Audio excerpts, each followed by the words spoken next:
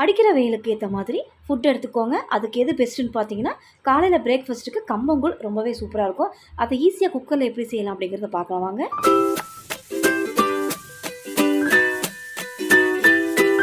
250 gram கம்பு நல்லா clean பண்ணிவிட்டு கல் மண் தூசு இல்லாமல் நல்லா சுத்தம் பண்ணிவிட்டு தண்ணியில் ஊற விட்டுருக்கேன். 1.5 கப் அளவுக்கு சேர்த்துருந்தேன்.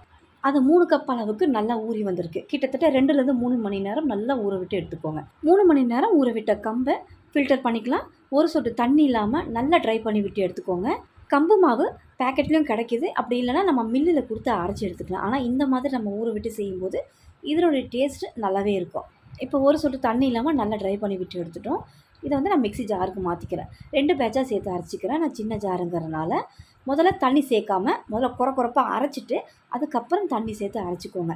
நம்ம முதல்ல தண்ணி சேர்த்து அரைச்சோன்னா சரியாக அரைப்படாது, நைஸாக அரைப்படாது. நல்லா நைஸாக அரைச்சிக்கணும். இப்போ நான் நரன்னு இந்த அளவுக்கு அரைச்சிருக்கேன். இப்போ இதில் தண்ணி சேர்த்துக்கிறேன். கொஞ்சமாக தண்ணி சேர்த்துட்டு நல்லா ஃபைன் பேஸ்ட்டாகவே அரைச்சி எடுத்துக்கோங்க. நல்லா நைஸாக கம்பு மாவு அரைப்பட்டுருச்சு.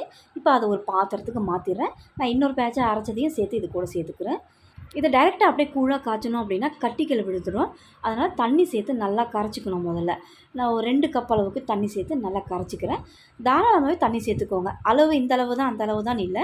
இது கூழாக காய்ச்சி எடுக்கிறதுனால தண்ணி எந்த அளவுக்கு இருந்தாலும் அது நல்லா இழுத்துரும். இந்த அளவுக்கு நல்லா கரைச்சி எடுத்துட்டேன். இந்த கூழுக்கு தகுந்த உப்பை இப்போ சேர்த்துக்கலாம். பத்தலைன்னா நம்ம கூழ் கரைக்கும் போது சேர்த்து நம்ம கரைச்சி எடுத்துக்கலாம். இப்போ உப்பை சேர்த்து நல்லா கரைய விட்டுக்கலாம். அடுத்து நான் குக்கரில் 1 லிட்டர் தண்ணி நல்லா காய விட்டுருக்கேன்.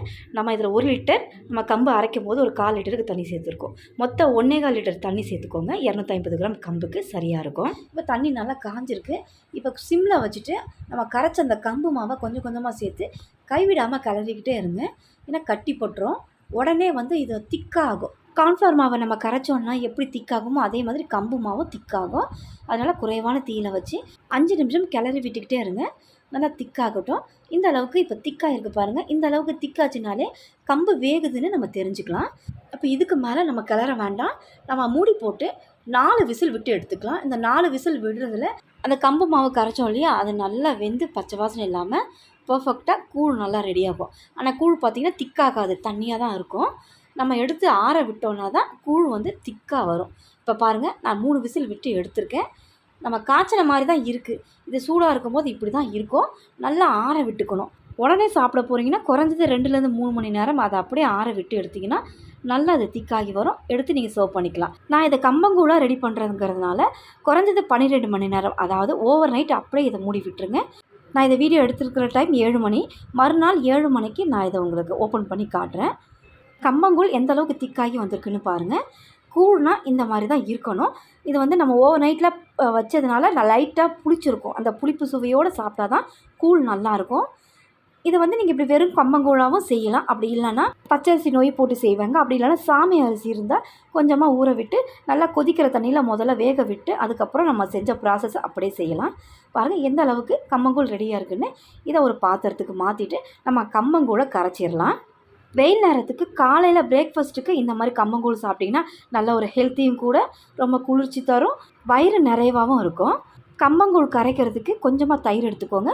நல்லா புளிச்ச தயிராக எடுத்துக்கிட்டிங்கன்னா தான் டேஸ்ட்டு நல்லாயிருக்கும். நல்லா ஒரு 4 ஸ்பூன் தயிர் சேர்த்துருக்கேன். கூட தண்ணியை சேர்த்து கரைச்சிக்கலாம். கூழ் கரைக்கிற பக்குவம்னு பார்த்தீங்கன்னா திக்காக கரைச்சி எடுத்துக்கோங்க. ரொம்ப தண்ணியாக இருந்தால் சீக்கிரத்தில் டைஜஷன் ஆகிடும், சீக்கிரத்தில் பசியும் எடுத்துடும். நம்ம திக்காக கரைச்சோன்னா வயிறு நிறைவாக ரொம்ப நேரத்துக்கு இருக்கும். இது கூட உப்பு சேர்த்துக்கிறேன். கூழ் கரைக்கும் போது நம்ம உப்பு சேர்த்தோம், இது பத்தலைங்கிறதுனால உப்பு சேர்த்துக்கிறேன். சேர்த்துட்டு இதை நல்லா கரைச்சி எடுத்துக்கலாம். பிகினர்ஸுக்கு ரொம்ப யூஸ்ஃபுல்லாக இருக்கும். ஏன்னா நிறைய பேருக்கு கூழ் காய்ச்சி எடுக்க தெரியாது பக்குவமாக. குக்கரில் ஈஸியாக இப்படி செய்யுங்க. ரொம்ப உங்களுக்கு வேலை மிச்சம். இப்போ நான் கூழை கரைச்சி எடுத்துட்டேன். இந்த கூழுக்கு காம்பினேஷன் சின்ன வெங்காயம் தான். பொடியாக நறுக்குன்னு சின்ன வெங்காயம் கொஞ்சமாக எடுத்து சேர்த்துக்கிறேன். இதை தவிர்த்துன்னு பார்த்தீங்கன்னா வத்தலை வகைகள் சூட்டபிள் ஆகும். சுண்டை வத்தல், கொத்தவரங்காய் வத்தல், மிளகாய் வத்தல், இந்த மாதிரி வத்தலை வகைகள் சூட்டபிள் ஆகும். அவ்வளோதான் ஃப்ரெண்ட்ஸ்.